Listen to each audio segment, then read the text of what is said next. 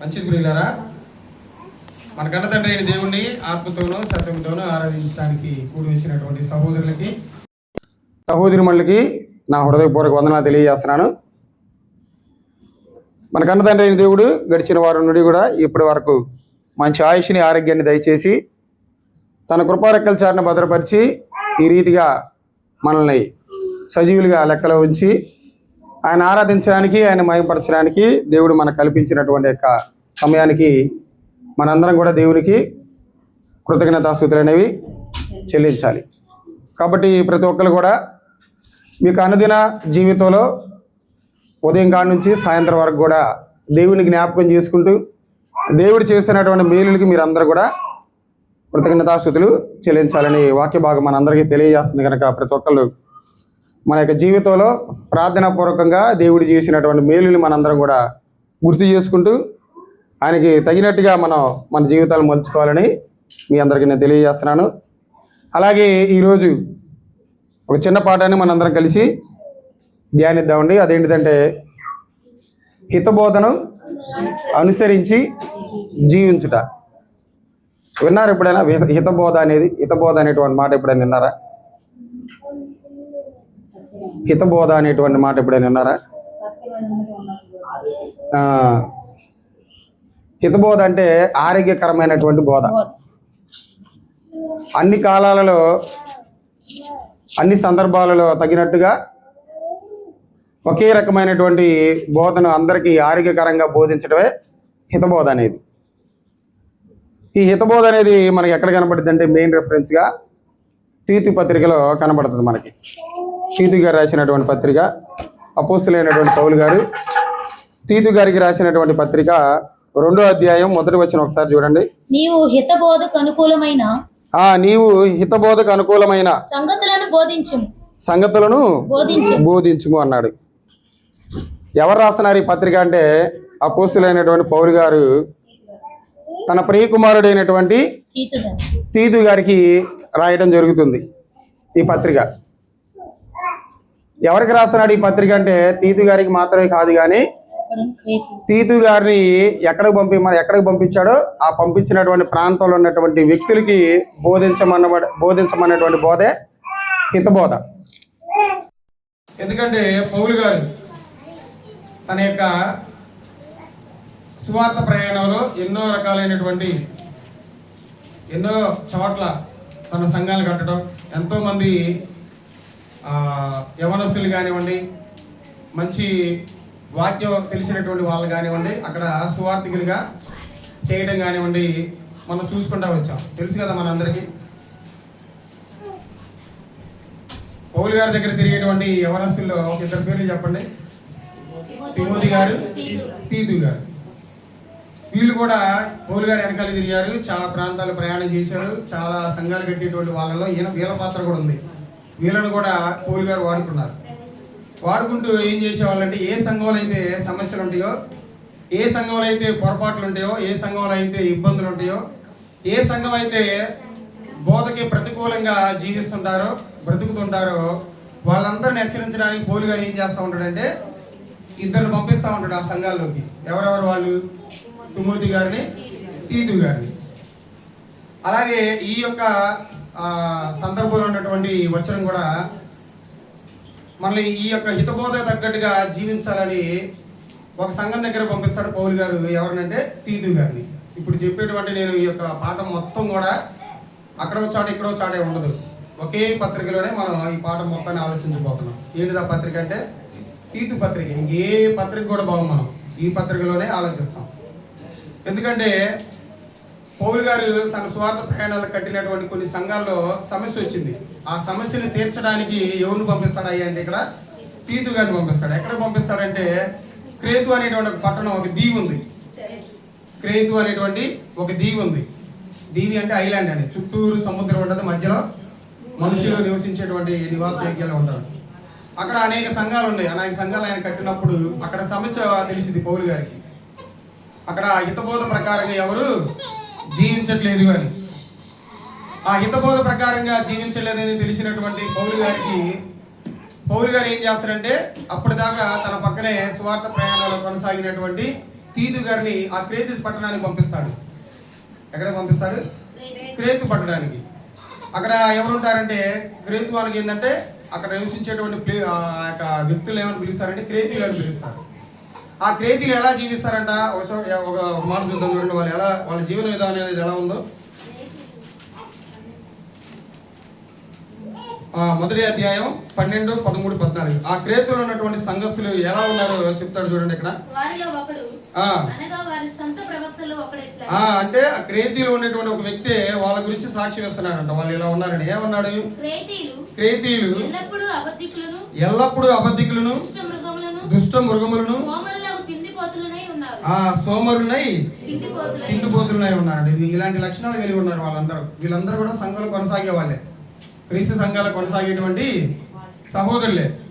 కానీ వాళ్ళు ఏంటంటే ఆ బోధకు తగ్గట్టుగా వాళ్ళ జీవితాలు అనేవి లేవంట. ఇలాంటి లక్షణాలు కలిగి జీవిస్తున్నటువంటి వాళ్ళని సరి చేయడానికి పౌలు గారు ఏం చేస్తారంటే తీతు గారిని ఆ క్రేతు ద్వీపంలో ఉన్నటువంటి క్రీస్తు సంఘాలు ఉన్నటువంటి సభ్యుల్ని సరి చేయడానికి పంపిస్తాడు.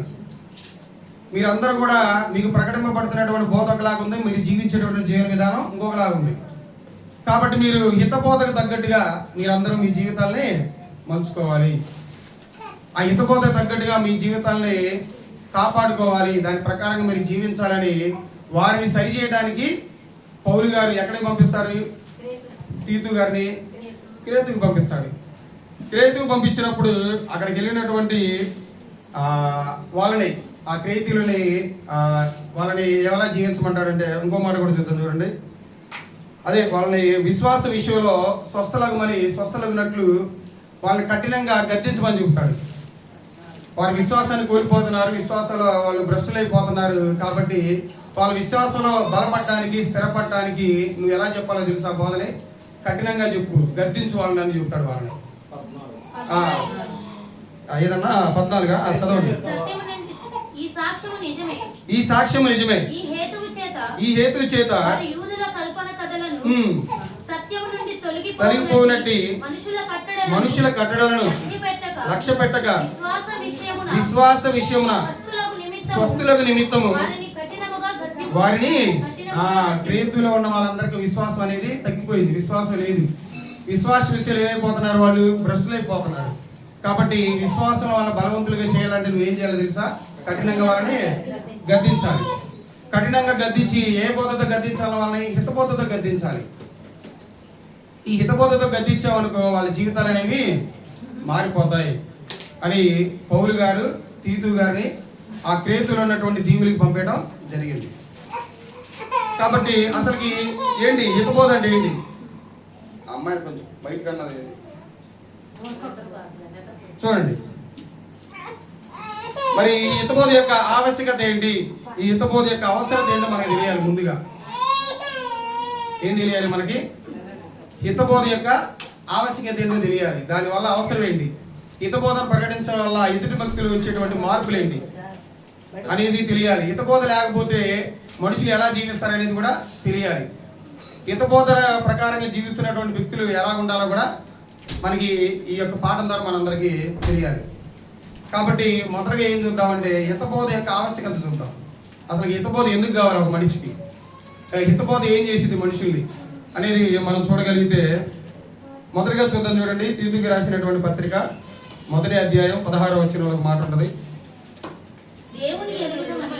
దేవుణ్ణి ఎరుగుదమని వారు చెప్పుకుందరు గాని అసహ్యులను అవిధేయులను ప్రతి సత్కార్య విషయము భ్రష్టులనై ఉండి తమ క్రియల వలన ఆయన ఎరుగుమట్టున్నారు. అంటే కొంతమంది దేవుణ్ణి ఎరుగుతున్నట్టుగానే ఉంటారు, మేము ఎరిగామని చెప్పుకుంటారు. కానీ వారు ఎరిగామన్నట్టుగా వారి జీవితంలో ఆ క్రియలు అనేవి కనపడవు. వాళ్ళు ప్రతి ఆదివారం వస్తానే ఉంటారు ఆరాధనకి, ప్రతి మీటింగ్లకు వస్తానే ఉంటారు, వెళ్తానే ఉంటారు, వాక్యాలు వింటానే ఉంటారు. జనాలకి మేము దేవుణ్ణి ఎరిగాము, బాప్తీసం తీసుకున్నాం, దేవుళ్ళు కొనసాగుతున్నాయని చెప్పుకుంటారు. కానీ ఆ మాటలు అనేవి వాళ్ళ జీవితాల్లో కనపడవు వాళ్ళకి. అలా వాక్యం ద్వారా చెప్పబడినటువంటి మాటల్ని ఇతర సహోదరులకు కనపడినప్పుడు అలాంటి వ్యక్తులకి ఏం కావాలంటే హితబోధ కావాలి, చాలా అవసరం వాళ్ళకి. ఈ హితబోధ వల్ల వాళ్ళు ఏమైపోతారంటే మారిపోతారు. కాబట్టి ఇక్కడ వాక్యం ఏమని సెలవిస్తుందంటే దేవుణ్ణి ఎరిగామన్నట్టుగా ఎరగకుండా వాళ్ళ క్రియల రూపంలో వాళ్ళ జీవితాన్ని జీవించేటువంటి వ్యక్తులకి ఏం కావాలంటే ఇక్కడ హితబోధ కావాలి. ఈ హితబోధ ఏం చేసిందంటే వాళ్ళని కఠినంగా గద్దించింది. కాబట్టి వాళ్ళ జీవితాలు ఏం చేసుకుంటారు, వాళ్ళు మార్చుకునేటువంటి అవకాశం ఉండదు. కాబట్టి గమనించాలి ప్రియ సహోదరి సహోదరులారా, ఇక్కడ ఏమని సెలవిస్తుందంటే వాక్యం హితబోధ యొక్క ఆవశ్యకత ఏం తెలియజేస్తుందంటే, చాలా మంది కూడా వాక్యం వింటున్నారే కానీ వాక్యం విన్నట్టుగా వాళ్ళ క్రియలు అనేవి వాళ్ళ జీవితంలో కనపడట్లేదు. ఎవరివంటే క్రియతులు ఉన్నటువంటి వ్యక్తుల యొక్క జీవితాలు. వాళ్ళ వాక్యం వింటానే ఉన్నారు కానీ వాక్య ప్రకారం వాళ్ళ జీవితాలు లేవు.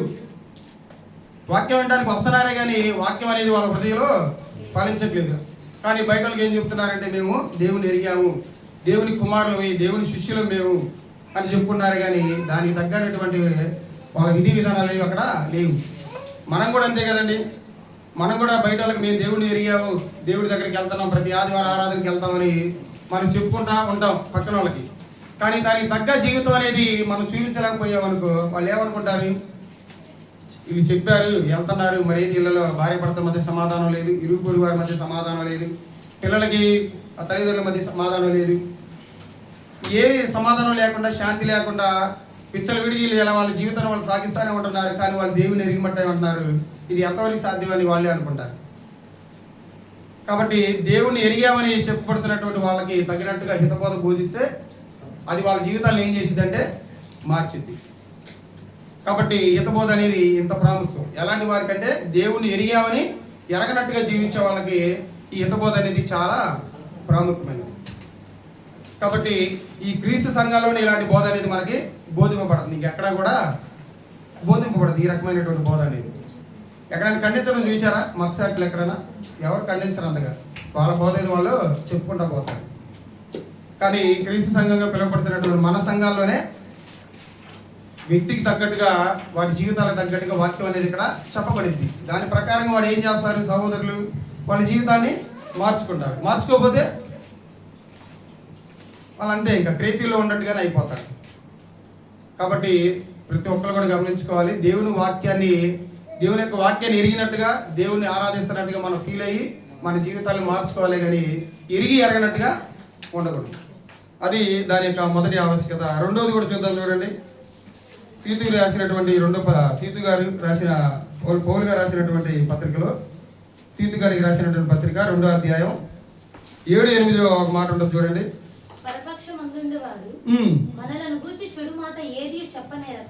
ఏది చెప్పనేరక సిగ్గుపడునట్లు అన్నిటి యందు నిన్ను నీవే సత్కార్యముల విషయమై. ఇక్కడ ఏమని సెలవిస్తుందంటే వాక్యం అనేది, పరపక్షం ఉందన్నవాడు మనల్ని గురించి చెడ్డ మాటల్లో పలికినప్పుడు పలకుండా మనం ఏం చేయాలి, మన జీవితాన్ని మార్చుకోవాలి. మనకంటూ మన క్రైస్తవ జీవితానికి పరపక్షం అనేది ఉందా? ఎవరు అతనంటే సాతానే. ఈ సాతాను గడు ఏం చేస్తారంటే, మనకి ఎవరైతే నచ్చకుండా ఇతర వ్యక్తులు ఉంటారో వాళ్ళని వాడుకొని ఏం చేస్తారంటే, మనం ఏ పని చేసినా కానీ వాడు ఏం చేయాలని చూస్తారు, వాళ్ళ ద్వారా వీళ్ళు చేస్తుంది తప్పని చెప్పిస్తూ ఉంటాడు, వీళ్ళు చేస్తుంది కరెక్ట్ కాదని అంటాడు. ఇలా అలాంటి వారికి సిగ్గుపడే విధంగా మన జీవితాన్ని మర్చుకోవాలంటే మనం ఏ బోధన ఫాలో అవ్వాలి, ఏ బోధన అనుసరించాలంటే హితబోధన అనుసరించాలి. అలా హితబోధ ప్రకారంగా మనం జీవిస్తున్నాం అనుకో, పరపక్షం ఉందన్నవాడు కూడా మనం చూసి సిగ్గుపడేంత విధంగా మనం జీవించాలంట. అలా జీవిస్తేనే మన హితబోధని అనుసరిస్తున్నట్టు. లేకపోతే మన జీవితాలు ఇంకా సాతాను గాడు ఇతరులు వాడుకొని మన మీద ఇంకా అబండాలు వేస్తానే ఉంటాడు. మన జీవితాన్ని మనం మార్చుకోకపోతే వాడు సిగ్గుపడేటట్టుగా మన జీవితాలు మనం మలుచుకోవాలంట. అలా మలుచుకోవాలంటే నువ్వు ఏ బోధ అనుసరించాలి? హితబోధని అనుసరించాలి. ఎందుకంటే ఇక్కడ కఠినత్వం ఉంటుంది, కఠినంగా ఉంటుంది, గద్దింపులు ఉంటాయి. ఇతర స్త్రీలు కానివ్వండి, పురుషులు కానివ్వండి, వాళ్ళు ఉన్నటువంటి బలహీనతలు మార్చుకోవడానికి హితబోధలో అవకాశం ఉంటుంది. అలా మార్చుకోవాలనే పౌలు గారు తీతు గారిని గట్టిగా కండిషన్తో ఆ క్రేతు దీపాన్ని పంపాడు. మీరు వాళ్ళు సిగ్గుపడేంత విధంగా మీ జీవితాలు మీరు మర్చుకోవాలి. అలా మలుచుకొని వాళ్ళ జీవితాలు మారాలంటే నువ్వు వెళ్ళాలి తీతు. నువ్వు వెళ్ళి నీ హితబోధను ప్రకటించు, వాళ్ళని మార్చు, వాళ్ళని గద్దించు, వాళ్ళని కఠినంగా గద్దించని అక్కడ పంపించడం జరిగింది. కాబట్టి మన జీవితాలు ఒకవేళ అలా ఉన్నాయేమో, పరపక్షం పొందిన వాడికి మనం అవకాశం ఇస్తున్నామేమో. కాబట్టి అలా అవకాశం ఇవ్వకుండా మన జీవితాలను మార్చుకోవడానికి ఏ బోధ అవసరం అంటే ఈ హితబోధ. ఇది కూడా ఒకటి. తర్వాతగా 3వ పాయింట్ కూడా చూద్దాం చూడండి. తీతుకు రాసిన పత్రికే 3వ అధ్యాయం 14వ వచనంలో మన వారును నిష్ఫలులు కాకుండా నిమిత్తము అవసరమును బట్టి సమయోచితముగా సత్క్రియలను శ్రద్ధగా చేయుటకు వాళ్ళందరికీ శ్రద్ధగా నేర్పించాలి. హితబోధన పాటించేటువంటి నీవు, సత్క్రియలు చేసేటువంటి నువ్వు నిష్ఫలుడు కాకూడదు. నువ్వు దేవుని ఎలా ఆరాధించాలో నీకు తెలియాలి, దేవుని ఎలా మహింపరచాలో నీకు తెలియాలి. ఇది రెండు తెలియకుండా నువ్వు దేవుడి విషయంలో నువ్వు సత్క్రియలు చేయించేవాడు కాదు. నువ్వు ఏమైపోతావంటే నిష్ఫలుడు అయిపోతావు. ఇలా నిష్ఫలుడు కాకుండా ఉండాలంటే నువ్వు ఏ బోధన అనుసరించాలి? హితబోధన అనుసరించాలి. ఇప్పుడు దేవుడికి మనం ఎలా జీవిస్తే దేవుడు మనల్ని మెచ్చుకుంటాడనేది మనకు తెలియాలి. అలా తెలిసి కూడా మనం జీవించలేకపోతే నువ్వు నిష్ఫలుడు అయిపోతావు. అలా నిష్ఫలుడు కాకుండా ఉండాలంటే నీకేం కావాలి? ఈ బోధ కావాలి, హితబోధ. హితబోధ ఏం చేసిందో తెలుసా? నీ మనసులో ఉన్నటువంటి ఆ బలహీనతల్ని మార్చిద్ది, నువ్వు నిష్ఫలుడు కాకుండా చేసిద్ది. కాబట్టి దేవుణ్ణి ఎలా మహింపరచాలి, దేవుణ్ణి ఎలా ఆరాధించాలి, దేవుడు మన నుంచి ఏం కోరుకుంటున్నాడు అనేది మనకు తెలియాలి. ముందు మనం తెలిస్తే దాని ప్రకారం మనం జీవించుకుంటా పోతే మనం నిష్ఫలుడు కావు. అలా లేకుండా మనం జీవిస్తే నిష్ఫలుడు అవుతాం. ఇప్పుడు ఎగ్జాంపుల్గా మనం చూసుకుంటే సౌలు గారు ఉన్నారు. సౌలు గారు ఏం కోరుకున్నారు దేవుడి నుంచి? ఆ దేవుడు ఏం కోరుకున్నాడు సౌలు గారి నుంచి? యుద్ధానికి వెళ్ళి యుద్ధంలో వాళ్ళందరూ చెప్పాక ఆయన ఏం చేశాడు? తనకి నచ్చినటువంటి మొత్తాన్ని తెచ్చుకున్నాడు. అప్పుడు ఏమైపోయాడు? ఆయన నిష్ఫలుడు అయిపోయాడు. దేవుడి మాట ప్రకారంగా జీవించినటువంటి ప్రతి ఒక్క వ్యక్తి కూడా ఏమైపోతాడంటే నిష్ఫలుడు అయిపోతాడు. నిష్ఫలుడు అయిపోయాడంటే అతను ఏ బోధన అనుసరించట్లేదు? హితబోధన అనుసరించట్లా. హితబోధ ప్రకారంగా తన జీవితాన్ని జీవించట్లా, మలుచుకోవట్లేదు. కాబట్టి మనందరం నిష్ఫలుడు కాకుండా ఉండడానికి మనం ఏ బోధన అనుసరించాలంటే హితబోధన అనుసరించాలి. హితబోధ మనల్ని మార్చిద్ది. ఇది ఇలా బోధించు వాళ్ళకి. వాళ్ళు నిష్ఫలుడు కాకూడదు, వాళ్ళ ప్రయాస మనం వ్యర్థం చేయకూడదు. ప్రయాస పడని వాళ్ళు కూడా మన బోధ ద్వారా వాళ్ళని ఏం చేయించాలి? ప్రయాస పడేలాగా చేసుకోవాలి, వాళ్ళ జీవితాలను మార్చాలి అనేటువంటి బోధన బోధించు అని తీతు గారు అక్కడ పంపించడం జరిగింది. ఇది కూడా ఒక అవసరత, హితబోధ. నిష్ఫలులు ఒకవేళ నిష్ఫలులుగా ఉంటే సంఘంలో వాళ్ళు ఈ బోధ ద్వారాగానే ఏమైపోవాలి? మారిపోవాలి. దేవుడు చెప్పినట్టుగా వాళ్ళ జీవితాలు వాళ్ళు మలుచుకోవాలి. అప్పుడు ఏ వ్యక్తి కూడా నిష్ఫలుడు కాదు. ఇది కూడా ఇంకొక అవసరమే. తర్వాత 4వ అవసరత కూడా చూసుకుందాం. ఎవరైనా హితబోధ యొక్క తీతుకు రాసినటువంటి పత్రికే 3వ అధ్యాయం 7వ వచనంలో ఉన్నది. మనమైన కృప వలన నీతిమంతులమని తీర్చబడి నిత్య జీవమును గూర్చిన నిరీక్షణను బట్టి దానికి వారసులగుటకై. దేనికి వారసులు అవ్వాలంట మనం? దేనికి వారసులు అవ్వాలి మనం? నిత్య జీవానికి వారసులు అవ్వాలి మనం. కనపడుతుంది అక్కడ మీకు? చదవండి, ఇంకోసారి చదవండి. మనమైన కృప వలన నీతిమంతులమని తీర్చబడి నిత్య జీవమును కూర్చున్న నిరీక్షణను బట్టి దేనికి వారసు అవ్వాలి మనం? అంటే నిత్య జీవానికి వారసులు అవ్వాలి కదా మనం. ఈ నిత్య జీవానికి వారసులు అవ్వాలంటే మనం ఏ బోధన ఫాలో అవ్వాలి? హితబోధన ఫాలో అవ్వాలి. నిత్య జీవాన్ని చేరుకునేటువంటి వ్యక్తి కూడా ఎప్పుడు ఏ బోధన ఉంటాడంటే హితబోధననే ఉంటాడు. ఈ హితబోధ ఏం చేసిందంటే మనిషిలో ఉన్నటువంటి బలహీనతల్ని తీసివేసింది. ఈ హితబోధ ఏం చేసిందంటే మనిషిలో ఉన్నటువంటి బలహీనతల్ని తీసివేసింది కంప్లీట్గా. ఒక్క పాయింట్ కూడా ఉండదు. కాబట్టి మనందరం కూడా నిత్య జీవాన్ని పొందుకునేటువంటి స్థాయిలో ఉండాలి. కాబట్టి మనం ఏ బోధన ఫాలో అవ్వాలంటే హితబోధన ఫాలో అవ్వాలి. హితబోధ తగ్గట్టుగా మన జీవితాన్ని మనం మలుచుకోవాలి. మనం మన శరీరాన్ని రక్షించుకోవాలని మన ఆత్మకి తగ్గేటువంటి మాటలు మనం పక్కన పెట్టి మన సంఘాలు మారితే అది హితబోధన మార్చినట్టే. ఆ బోధ ఏం చేసిందంటే నిన్ను నరకానికే తీసుకెళ్తుంది. కాబట్టి జాగ్రత్తగా ఆలోచించండి నా ప్రియ సహోదరి సహోదరులారా. నిత్య జీవానికి మనం వారసులుగా పిలువబడ్డాం. కాబట్టి మనం చనిపోయేంత వరకు కూడా మనం ఏ బోధలో కొనసాగాలంటే హితబోధలో కొనసాగాలి. హితబోధలోనే కొనసాగాలి. ఎందుకని అంత అవసరం అంటే ఆ బోధ అనేది ఎక్కడి నుండి వచ్చిందో తెలుసా? మొదటగా దేవుడి నుండి ఎవరికి వచ్చింది? యేసుక్రీస్తు వారికి వచ్చింది. యేసుక్రీస్తు వారి నుంచి ఎవరికి వచ్చింది? అపోస్తులకు వచ్చింది. అపోస్తులు ఏం చేశారు? పరిశుద్ధాత్మ ప్రేరణతో మన ఆత్మలను రక్షించుకోవడానికి ఈ రకంగా వాక్యాలనే ప్రకటించారు వాళ్ళు. ఇలాంటి బోధన మనం ఫాలో అయితే మన నిత్య జీవానికి వారసులు అవుతాం. అంత గొప్పది హితబోధ అనేది. ఈ హితబోధ ఏం చేసిందంటే మొదటి పాయింట్ ఏం చెప్పారంటే మీకు దేవుణ్ణి ఎరుగుదమని చెప్పి దాని ప్రకారంగా వాళ్ళ క్రియల రూపంలో చూపించిన వాళ్ళకి హితబోధ అవసరం. రెండోది పరపక్షం మంది ఉన్నవాడు మన గురించి చెడ్డ మాట పలకుండా ఉండాలంటే మనం ఎలా జీవించాలి? సాతాను తంత్రాలు కుయుక్తిగా ఎరిగి వాడి ప్రకారంగా జీవించకుండా మనం జాగ్రత్త బ్రతకాలంటే ఏ బోధ కావాలి? మనకి హిత బోధ కావాలి. మూడో పాయింట్ ఏం చెప్పుకున్నామంటే మనం నిష్ఫలులు కాకూడదు. మనం నిష్ఫలులు కాకుండా నిమిత్తం మనం ఏం చేయాలి? ఈ హితబోధన మనం ఫాలో అవ్వాలి. నాలుగవదిగా నిత్య జీవం కొరకు మనం సంపాదించుకోవడం కోసం మనం ఏం చేయాలంటే ఈ హితబోధన మనం అనుసరించాలి. ఇది ఈ యొక్క ఆవశ్యకత, అవసరత హితబోధ మనిషిని ఏం చేసిందంటే మార్చింది. కాబట్టి హితబోధలోనే మనం ఉన్నాం. మరి వింటున్నటువంటి మనందరం మన జీవితాల్లో మార్చుకుంటున్నావా? ఎవరైనా చెప్పండి, ఇప్పుడు దాకా చెప్పబడినటువంటి మాటల్లో ఎంతోమంది సహోదరులు చెప్పారు, ఇదిగో ఈ విషయంలో నేను మార్పు చెందానని ఎవరైనా చెప్పగలరా? ఇది ఇంతకుముందు నేను కొంచెం అబద్ధాలు ఆడేవాడిని, అబద్ధాలు ఆడకూడదని వాక్యం సెలవిస్తుంది కాబట్టి నేను మారాననే వాళ్ళు ఎవరైనా ఉన్నారా? ఉన్నారు? ఎవరైనా చెప్పండి. వింటున్నారు కదా, హితబోధ అనేది వింటున్నారు కదా, వారం వారం సహోదరులు చెప్పబడుతున్నటువంటి వాక్యాన్ని మీరు వింటున్నారు కదా. దేన్ని మార్చుకోగలిగారు మీరు? ఒకటి చెప్పండి. ఒకటి లోకల్ ఉన్నట్టుగానే ఉన్నారా, లేకపోతే దేవుళ్ళకి వచ్చినాకైనా కానీ మన జీవితాలు ఏమైనా మారినాయా? ఆరాధనకి రావడం ప్రాముఖ్యత కాదు, టయానికి రావడం ప్రాముఖ్యత కాదు, ఉడికలు ఏర్పాటు చేసుకోవడం ప్రాముఖ్యత కాదు. చెప్పినటువంటి భాగ ప్రకారంగా మన జీవితాలు మార్చుకోవడమే ప్రాముఖ్యత. అది అప్పుడే మన హితబోధనే అనుసరిస్తున్నట్టు. ఈ హితబోధ ఏం చేసిందో తెలుసా? మన నిత్య జీవానికి తీసుకెళ్తుంది. మరి నిత్య జీవాన్ని చేరుకోవాలని హితబోధన ఫాలో అవ్వాలి కదా. మరి ఫాలో అవ్వాలంటే ఏంది? వింట మాత్రం సరిపోదు, దాని ప్రకారంగా జీవించాలి.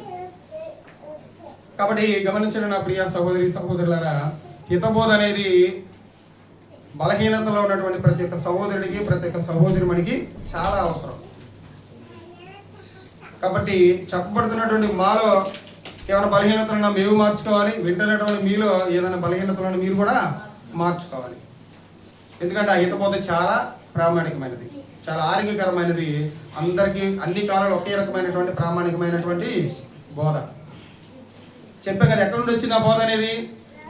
దేవుడి తర్వాత క్రీస్తు వారి నుంచి అపోస్తుల నుంచి ఇప్పుడు మన ద్వారా మనం గద్దింపబడుతున్నాం. ఈ వాక్యం ద్వారా మనందరం గద్దింపబడుతున్నాం, కఠినంగా గద్దింపబడుతున్నాం. అయినా కానీ మన జీవితాలు మారకపోతే మనల్ని మార్చే వాళ్ళకి ఎవరు కూడా లేరు.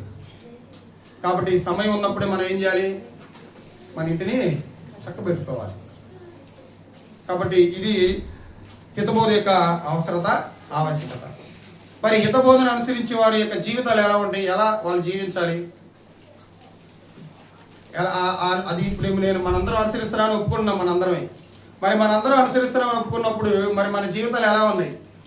బోధకు తగ్గట్టుగానే మన జీవితం ఉందా లేదా అనేది మనం చూడగలిగినట్లయితే సంఘంలో అనేక రకాలైనటువంటి కేటగిరీ వాళ్ళు ఉంటారు. పెద్దలు ఉంటారు, యవనస్తులు ఉంటారు, యవన స్త్రీలు ఉంటారు, వృద్ధులు ఉంటారు, వృద్ధ స్త్రీలు ఉంటారు. వీళ్ళందరూ కూడా ఎలా జీవించాలో ఇక్కడ లేఖన భాగం అనేది తెలియజేసింది. ఇప్పుడు ఈ యొక్క హితబోధన అనుసరించవలసినటువంటి వాళ్ళు చేయాల్సినటువంటి పనులు కొన్ని చూద్దాం. ఈ యొక్క అధ్యాయంలోనే ఉంటుంది.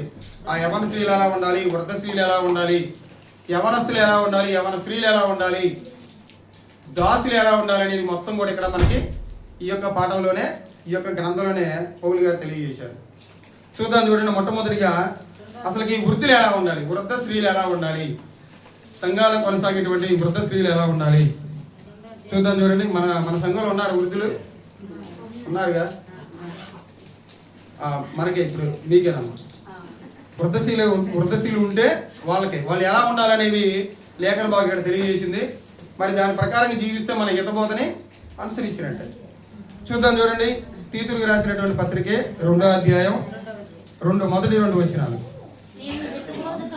నీవు హితబోధకు అనుకూలమైన సంగతులు బోధించుము, ఎలాగనగా వృద్ధులు అంటే ఇక్కడ ఎవరంటే పురుష వృద్ధులు, స్త్రీ వృద్ధులు కాదు, వృద్ధ స్త్రీలు కాదు, వృద్ధ పురుషులు. మొట్టమొదటిగా వృద్ధస్తులు, వృద్ధ పురుషులు ఎవరైనా ఉంటే వాళ్ళు ఎలా ఉండాలంట? మితానుభావం గలవారై ఉండాలంట. మితానుభావం గలవారై అంటే చూద్దాం, చిన్నగా ఆలోచన చేద్దాం.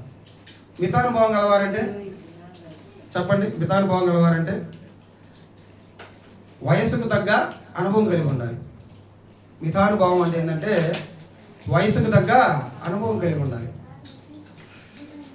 50 ఏళ్ళు వయసు ఉంది, కానీ చిన్నపిల్లగాడి మనస్తత్వం చిన్నపిల్లలాగా ప్రవర్తించారనుకో అది మితానుభవం కలిగి జీవించినట్టేనా? జీవించినట్టు కాదు. కొంతమంది చూడండి, చాలా మంది ఉంటారు వృద్ధులు, వాళ్ళకి భార్యతో ఎలా ప్రవర్తించాలో తెలియదు, ఆ వయసు వచ్చినా కానీ పిల్లలతో ఎలా ప్రవర్తించాలో తెలియదు, కొడుకులతో ఎలా ప్రవర్తించాలో తెలియదు, కూతురుతో ఎలా ప్రవర్తించాలో తెలియదు, అల్లుడితో ఎలా ప్రవర్తించాలో కూడా తెలియదు. కానీ వయసులో వాళ్ళు ఎలా కనపడతారు? చాలా పెద్దగా కనపడతారు. అంత పెద్ద స్థాయికి వచ్చిన వాళ్ళు ఎలా ఉండాలంటే అన్నిట్లో ఏమి ఉండాలి? వాళ్ళు అనుభవం కలిగి ఉండాలి. వారి మాటలు ఎలా ఉండాలంటే వినగానే జీవితాలు పద్ధతులు మార్చుకునేంత విధంగా ఉండాలి. మితానుభవం కలిగిన వాళ్ళు అలా కనపడుతున్నారు మనకి పెద్దవాళ్ళు.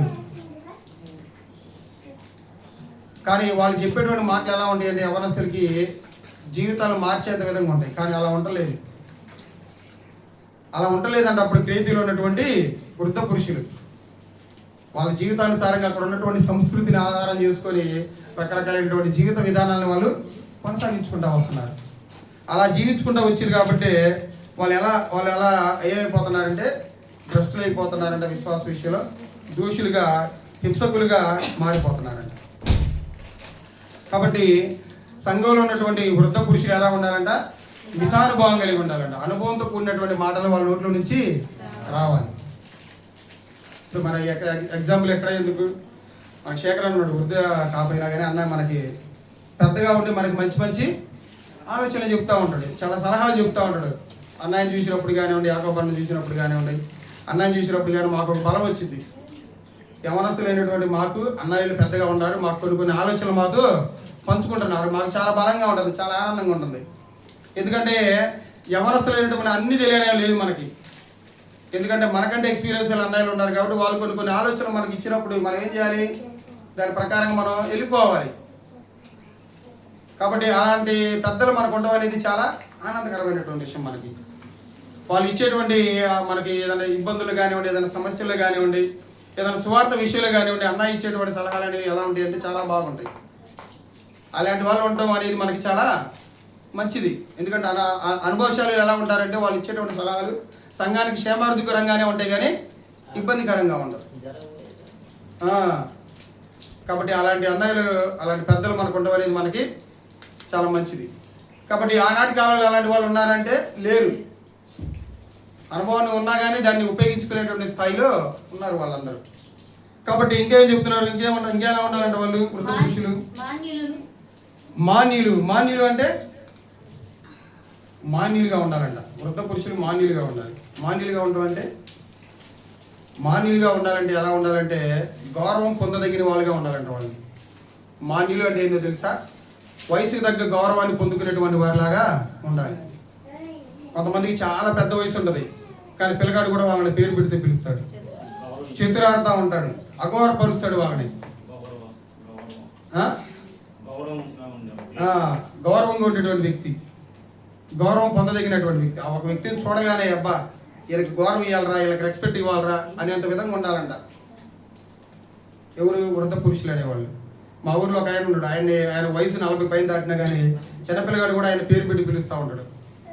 ఆ పేరు కూడా ఆయన రియల్ పేరు కాదు, ఇంకొక పేరుతో పెట్టి పిలుస్తారు ఆయన్ని. ఆయన వయసుకి తగ్గటువంటి గౌరవం కూడా పిల్లలు ఇవ్వరు. ఎందుకు? ఆయనే చేసుకున్నాడు అట్ట. పిల్లలతో పోయి ముచ్చట్లేయడం, పిల్లలతో పోయి ఆడుకోవటం, పిల్లలతో చితిరాడటం, ఇలా చేస్తూ ఉంటే ఎవరైనా సార్ రెస్పెక్ట్ ఇస్తారు వాళ్ళకి? ఎవరు ఇయ్యరు. 2-3 రోజులు ఆడుకున్న తర్వాత మాటబడి ఊరేగిరీలు కూడా అంటారు. అలా ఉండకూడదు. గౌరవం పొందదగినటువంటి వ్యక్తుల్లాగా ఉండాలి. ఒకప్పుడు యోబు గారంట తాను బజార్లో నడుచుకుంటూ వచ్చేటప్పుడు యవన పురుషులు అయితే పరిగెత్తేవాళ్ళంట. అలాగే అక్కడ ఉన్నటువంటి వృద్ధులు కూడా ఏం చేసేవాళ్ళంట? ఆయన చూసి లేచి నిల్చునేవాళ్ళంట. అంత గౌరవం, ఆ రకమైనటువంటి జీవితాన్ని జీవించాలి.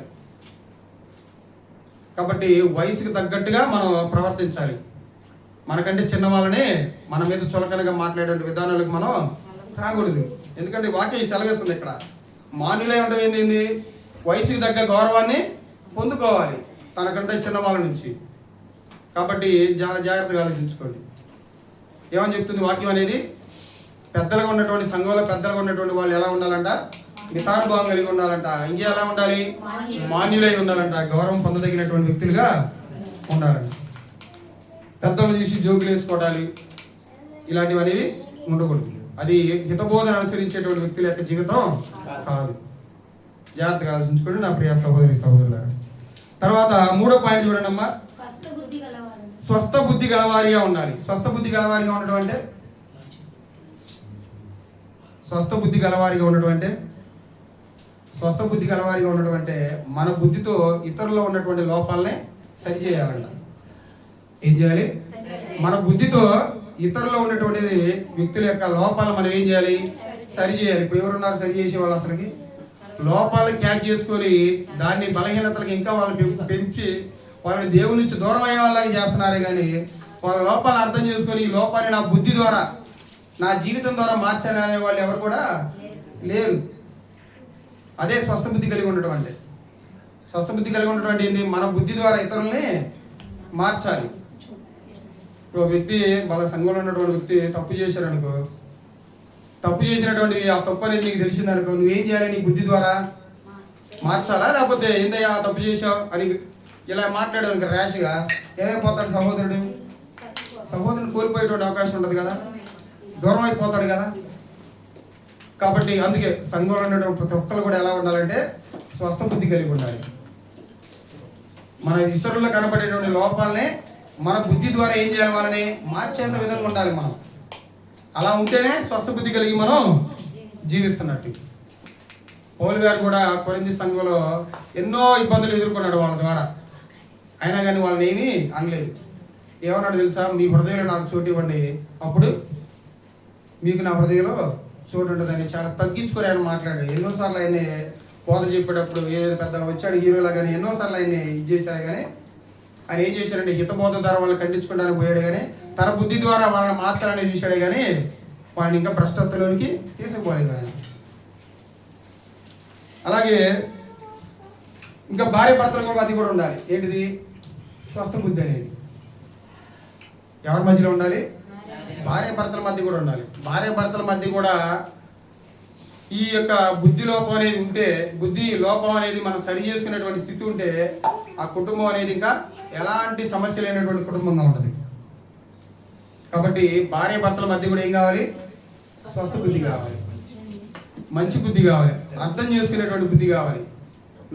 నా భార్యను అర్థం చేసుకుని కలిగేటువంటి జీవితం కలిగి ఉండాలి. మన ఆఫీస్కి వెళ్ళి వస్తాం, ఎగ్జాంపుల్గా చెప్తున్నాం. మనం అనేక రకాలైనటువంటి పనులకి వెళ్ళి ఇంటికి వెళ్ళామనుకో, భార్య అనేది ఏంది ఎమ్మటే లేడికి వచ్చి అనగానే మనం ఏం చేస్తాం? ఎమ్మటే లెగుస్తాం 2 కాళ్ళ మీద కోపంతో. అప్పుడు ఏమైంది? అక్కడ నీ భార్య కోపడుతుంది, నువ్వు కూడా కోపడితే ఏమైంది? స్వస్థ బుద్ధి కలిగి లేనంటే. అదే నువ్వు కామ్గా ఉండి ఒక అరగంట తర్వాత మళ్ళీ మాట్లాడావనుకో, ఏమైపోయింది? అది సర్దు మణిగింది. అవునా?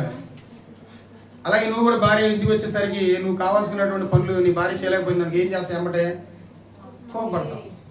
భార్య కూడా ఏం చేయాలి? నన్ను అంటవాన్ని అన్నదనుకో, భార్య కూడా స్వస్థ బుద్ధి కలిగినట్టేనా? లేదు. కాబట్టి ముందుగా ఇంట్లో భార్య భర్తలకు స్వస్థ బుద్ధి ఉండాలి. తర్వాత సంఘంలోకి వచ్చినటువంటి పెద్దలకు కూడా స్వస్థ బుద్ధి కలిగి ఉండాలి. ఇతరుల యొక్క లోపాలని వాళ్ళ బుద్ధి ద్వారా మార్చగలిగేటువంటి స్థాయి ఉండాలి వాళ్ళకి.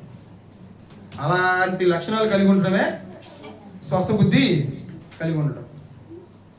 ఇలా స్వస్థ బుద్ధి కలిగి ఉన్న వాళ్ళే హితబోధని అనుసరిస్తున్నట్టు. ఇంకా ఏం చెప్పాడు చూడండి అమ్మా. విశ్వాస ప్రేమ సహనములు యందు లోపం లేని వారనే ఉండవాలి. ఎలా ఉండాలంట? ఇంకా లోపం ఉండకూడదు. ప్రేమ చూపేటువంటి విషయంలో లోపం ఉండకూడదు, విశ్వాసం చూపించేటువంటి విషయంలో లోపం ఉండకూడదు, సహనం చూపించేటువంటి విషయంలో. చాలా మందికి నాకు సహనం లేదంట. సహనం అనేది మనిషికి చాలా ఇంపార్టెంట్. సహనం అనేది చాలా మంది కూడా నాకు బీపీ వస్తుందంటే ఎందుకు రాదు? నీళ్ళేం లేనట్టు. సహనం లేకపోతే బీపీలే వచ్చేది. మరి సహనం ఉన్న వాళ్ళకి బీపీలు రావు. ఎందుకు రావంటే వాళ్ళు హితబోధన అనుసరిస్తున్నారు కాబట్టి. హితబోధన అనుసరించే వాళ్ళు ఏముండవు. హితబోధన అనుసరించే వాళ్ళు విశ్వాసము, ప్రేమ, సహనం తప్పితే ఏముండవు. ఇలా ఆ యొక్క 3 లక్షణాల ద్వారా తన సంఘానికి క్షేమాభివృద్ధి కలగజేస్తాడు, తన సహోదరులకు కూడా క్షేమాభివృద్ధి కలగజేస్తాడు. కాబట్టి ఈ 4 పాయింట్లు, ఈ యొక్క 3 పాయింట్లు ఉండాలండి. 3 4 ఈ 4 పాయింట్లు ఉండాలంట ఆ హితబోధని అనుసరించి ఉండేటువంటి వృద్ధ పురుషుల్లో. తర్వాత వృద్ధ స్త్రీలు ఎలా ఉండాలో చెప్తాడు చూడండి. ఇప్పుడు వృద్ధ స్త్రీలు ఎలా ఉండాలంట? తీతు పత్రిక 2వ అధ్యాయం 3 నుంచి 5 వచనాలు ఉంటుంది. వాళ్ళు ఎలా ఉండాలో చెప్తాడు. అలాగుననే వృద్ధ స్త్రీలు కొండె కత్తెలను మొట్టమొదటి లక్షణం చూద్దాం. వాళ్ళు ఎలా ఉండాలంట? ఎలా ఉండకూడదు అంటున్నారు? కొండె కత్తెలుగా ఉండకూడదు అంట. కొండె కత్తెలుగా అంటే వాటర్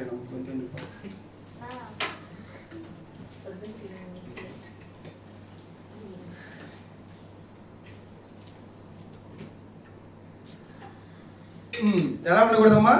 కొండకెత్తలుగా ఉండకూడదంట. కొండకెత్తలుగా అంటే కింద చెప్పాడు చూడండి, దానికి మూల పదం కూడా ఇచ్చాడు. అపవాదులు అంటే అపవాదాలు మోపేవారిలాగా ఉండకూడదు. ఎలా ఉండకూడదు అంటే వృద్ధ స్త్రీలు నెపాలు చెప్పేవాళ్ళలాగా ఉండకూడదు, అపవాదాలు చెప్పేవాళ్ళలాగా ఉండకూడదు, చాడీలు చెప్పేవాళ్ళలాగా ఉండకూడదు. ఎందుకంటే అంత స్థాయి కలిగిన వాళ్ళు, అంత అనుభవం కలిగిన వాళ్ళు ఏం చేయాలంటే ఇతరుల మీద నెపాలు చెప్పేవాళ్ళలాగా ఉండకూడదు. ఎలా ఉండాలి?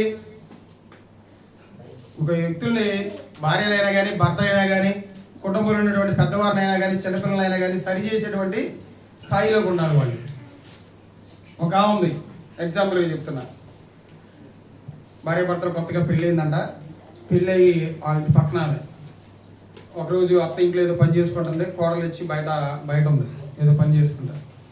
పక్కన ఉన్న ఇంటి ఆమె పిలిచిందంట, ఏందమ్మా మొన్న కొత్తగా వచ్చినటువంటి కోడలు నువ్వే కదా అంటే అవునంటే నేనేనన్నట్టు.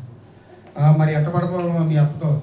మీ అత్త అంటే తెలుసా అని ఏం చెప్పింది? వాళ్ళ అత్త గురించి చాడీ చెప్పింది. అలా చెప్పాలి వాళ్ళు. అదే కొండగెత్తలు అంటే వాళ్ళు చేసేటువంటి పనులు ఇయే.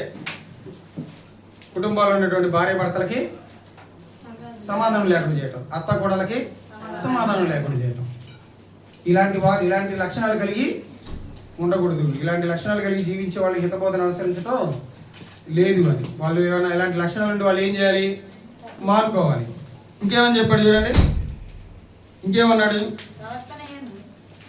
కొండగెత్తలుగా ఉండకూడదు అన్నాడు. ఇంకా మిగులు మద్యపానాసక్తులు అంటే మద్యపానాన్ని ఆనాటి కాలంలో ఎలా ఉండేదంటే, ఆ కల్చర్లో, క్రియేటివ్ కల్చర్ ఎలా ఉండేదంటే మగవాళ్ళు ఆడవాళ్ళు కలిసి కూడా మద్యాన్ని సేవించే వాళ్ళు ఉన్నారు. ఇప్పుడు మన ఆంధ్రప్రదేశ్లో ఉన్నారు, తెలంగాణలో కూడా ఉన్నారు. ఇప్పటికి భార్య భర్తలు తెలంగాణలో అయితే ఏదైనా ఫంక్షన్ వస్తే మన వీడియో చూశాను, ఆడవాళ్ళందరూ కూర్చున్నారు, తింటున్నారు, పక్కన మద్యం బాటిళ్ళు ఉన్నాయి.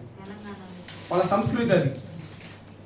అలా తాగినటువంటి వాళ్ళు ఏం కోల్పోతారంటే వివేచన అనేది కోల్పోతారు. వాళ్ళు ఎలా ప్రవర్తించాలి, ఎలా మాట్లాడాలి, ఎలా జీవించాలి అనేటువంటి విధానం కోల్పోతారు. అది అలా కూడా ఉండకూడదు అంటున్నాడు. ఇంకా ప్రవర్తన యందు స్త్రీల యొక్క ప్రవర్తన యందు ఎలా ఉండాలంట?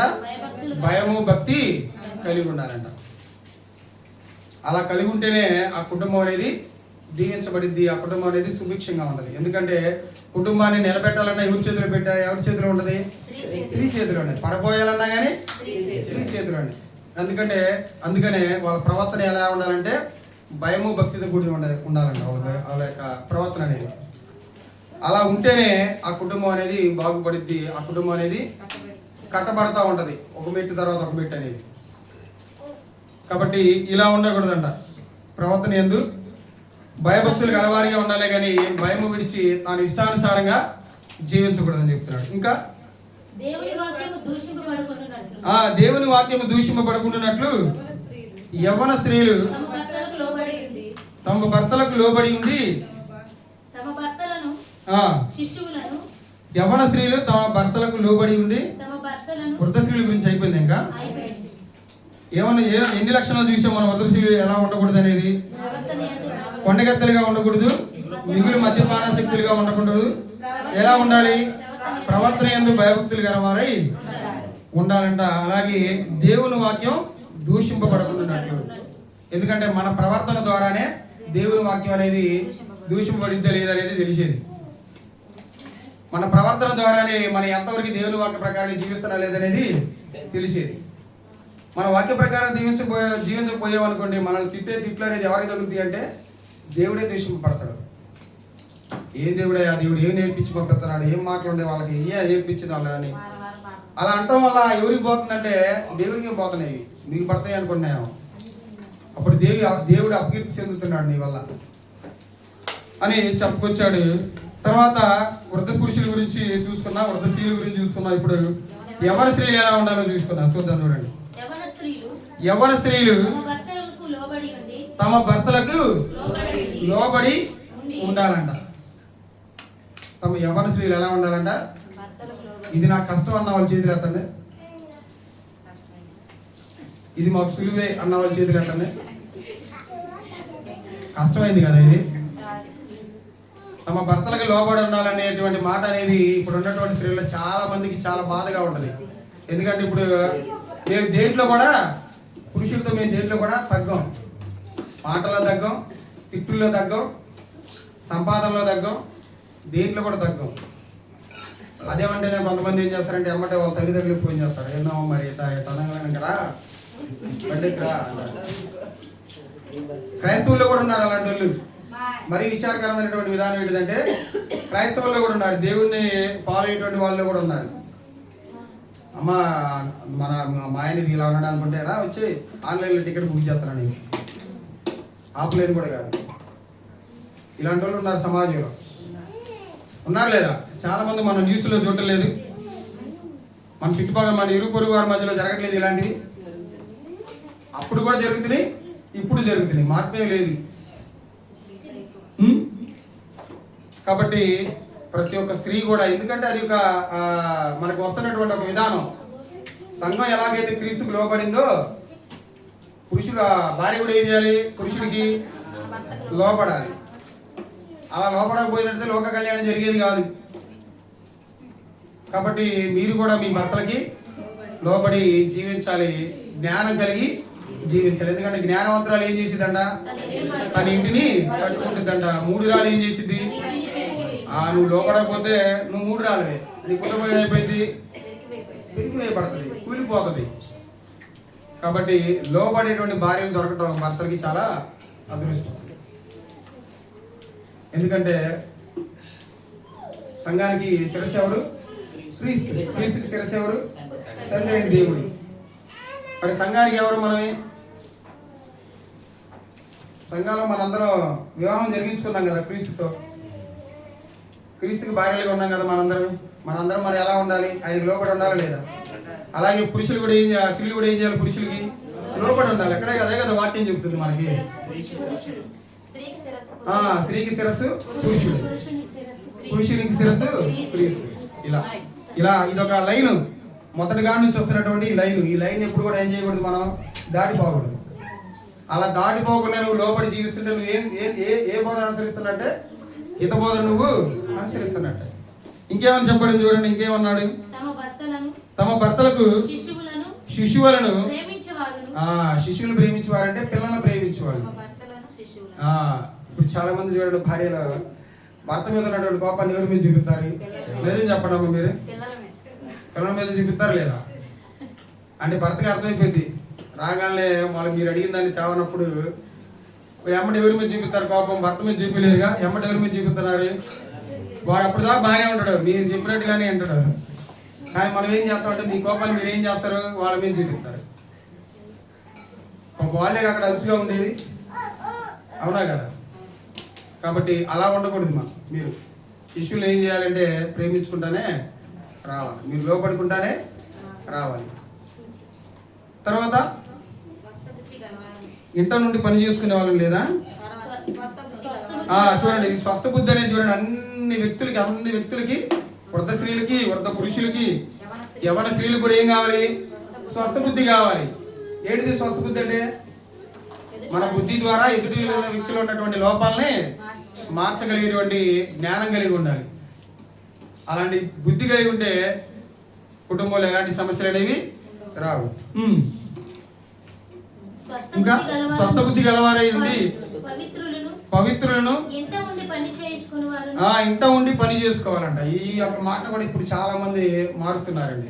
అంటే స్త్రీలందరూ కూడా ఇది వాక్యం సెలవిస్తుంది, స్త్రీలందరూ కూడా ఇంట్లో ఉండాలి, వాళ్ళు జాబులకి వెళ్ళకూడదు, ఎలాంటి ఉద్యోగాలు చేయకూడదు, ఎలాంటి పనులు చేయకూడదు అని చాలా మంది అలాంటి అజ్ఞానులు కూడా ఉన్నారు ఇప్పుడు ఈ లోకంలో.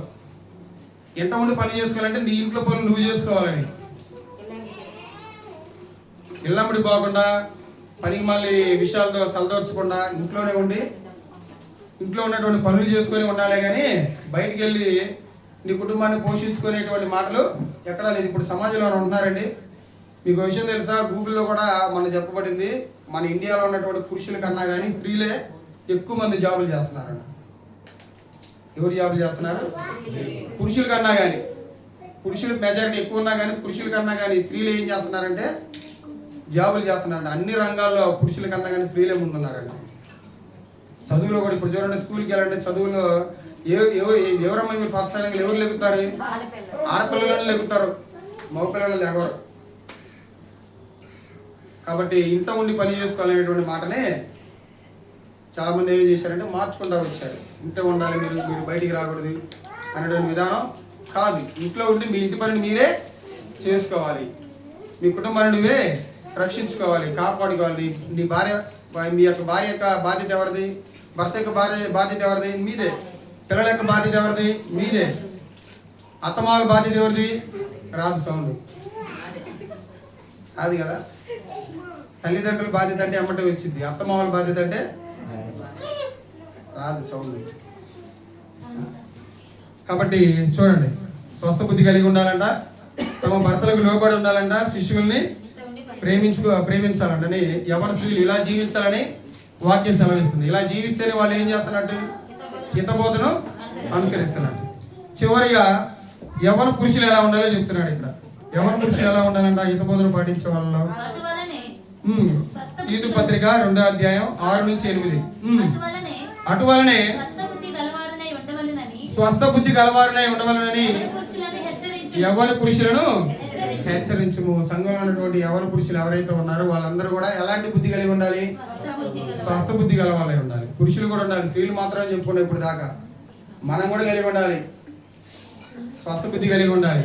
భార్యలో ఏదన్నా లోపం కనబడింది అనుకో, దాన్ని వీక్నెస్ గా తీసుకుని వాళ్ళ మీద బురజల్లే వాళ్ళ ఉండకూడదు. సంఘంలో సహోదరులు కనబడ్డా కానీ అంతే, అతను ఏదైనా లోపం కనబడితే దాన్ని మనం వీక్నెస్ గా తీసుకొని అతను ఇంకా దేవుడి నుంచి దూరం చేయాలని చూడకూడదు. మన బుద్ధి ద్వారా మనం అతను ఏం చేయాలి? సరి చేయాలి, మార్చాలి. ఎందుకంటే ఒక వ్యక్తి బాగా సంఘంలో ఒక వ్యక్తి బాగా అబద్ధాలు ఆడుతున్నాడు, అబద్ధాలు ఆడుతూనే ఉన్నాడు. ఈ విషయం నీకు తెలిసింది. తెలిసినప్పుడు ఏం చేయాలంటే ఒక సందర్భం వచ్చినప్పుడు ఆ సందర్భంలో నువ్వు అబద్ధం ఆడకుండా కనపడాలి ఆ వ్యక్తికి. అప్పుడు ఏమైపోయింది? నీ మీద అతని గౌరవం పెరగదా? నిన్ను చూసి మారాలనేటువంటి అవకాశం రాదా? వచ్చింది. అప్పుడే అయినా కానీ మార్చుకోపోతే ఇంకా అతను భ్రష్టత్వానికి వెళ్ళిపోయినట్టే, విశ్వాస విషయంలో భ్రష్టత్వానికి వెళ్ళిపోయినట్టే. అదే స్వస్థ బుద్ధి కలిగి ఉండటం అంటే. నా సహోదరుడు చేస్తున్నాడు కదా నేను చేస్తే, మా సంఘ సేవకులు చేస్తున్నారు కదా మేము కూడా చేస్తే, అది స్వస్థ బుద్ధి కలిగి జీవించడం కాదు. కాబట్టి అది స్వస్థ బుద్ధికి ఉన్నటువంటి మంచి లక్షణం. తర్వాత ఎలా ఉండాలంట యవ్వన పురుషులు? 7వ వచనం.